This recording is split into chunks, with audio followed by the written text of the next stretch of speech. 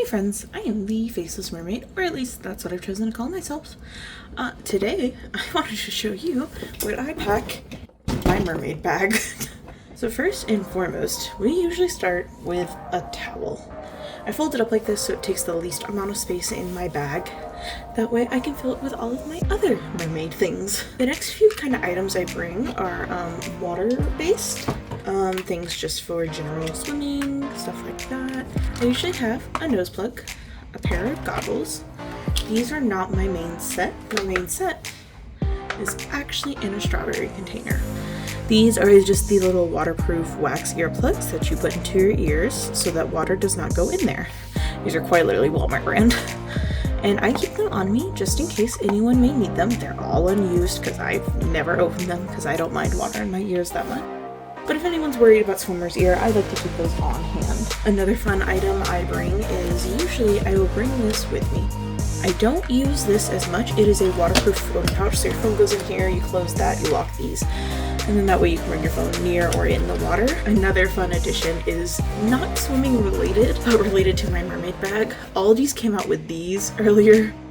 And this is my new favorite addition. It literally hooks onto the side of my bag and it's to hold a drink. If you're going outside, I recommend bug spray and sunscreen. These two are must-haves. Another thing I like to bring in terms of what I would like to say swim equipment is there's a video about it on my channel. This is my GoPro holder for hanging off the side of the pool. So I like bringing this. I don't use her all that often, but it is a good thing to have because she can just hold the GoPro quite like that and I can just swim away. Also, a GoPro with a floaty handle, except this floaty handle is interesting and sometimes fills with water. Like I literally got it out for this video and heard water sloshing around in it. This is the GoPro Hero 9 if anyone is curious about what GoPro this is. Let's bring in the GoPro so I can get all those super fun mermaid videos. Extra GoPro batteries. I usually keep these in a Ziploc bag. That's usually filled with some other stuff that can't quite touch water or it's not safe for it to touch water. So I usually have this tucked into one of those pockets in my bag. So that way it kind of stays above all the wet equipment that may enter my bag. I will say my next big item I bring is a change of clothes. I am a neurodivergent person, and I genuinely hate going home in wet swimwear. I know some people can do it and they'll just be like, no, it'll dry in the car. I get super cold. I get very overstimulated. It is like an attack on every sense. So I will typically bring a dry set of clothes and I'll typically wear my shirt there just as a swimsuit cover and then I'll just throw it to the side. But yeah, I always like to have a change of clothes because being a mermaid is very sensory overload. I like to bring mermaid jewelry because sometimes it's nice to dress up. And another item I like to bring is usually a setting spray that is waterproof. I have this one and there's one by e.l.f. that was recommended I think by Haley Mermaid. That is the e.l.f. Dewy setting spray. Yeah. I like to bring those because sometimes it's fun to dress up and be a mermaid underwater. Now obviously the most important part is a tail. This is my tail.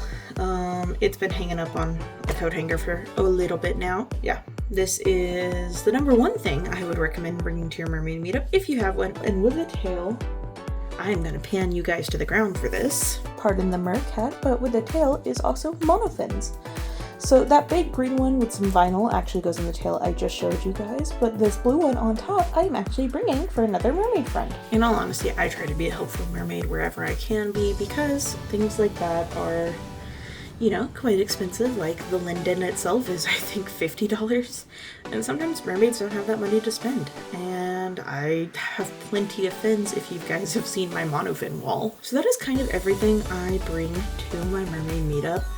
I will typically set this tail up the day before so that, and by what I mean by that is I will actually put in the vinyl and monofin in there and lay it completely flat in my back seat when it's day of, just so I don't have to worry about messing with all of that when I get to the mermaid meetup. You should not store your tails like this. It can cause wear and tear on the tails because it's basically just being stretched out. instead of like where its natural floppy state is. I do that on the way to my mermaid meetups so that it is just easier on me and I can just get straight into the water instead of having to fight with vinyl and fluke and everything. I would much rather fight with that at home in the air conditioning. So, but that is everything I bring to my mermaid bag. If I remember, I will show you guys what it is like for me to try and set up this mermaid tail the day before I go, and then I will hopefully film some for my next mermaid meetup and then put it in this video so you guys can kind of see what was it all for. Was it worth it? I always think it is. That's why I bring all this stuff and have such a giant bag for it. But that being said, hopefully I will see y'all in the next clip.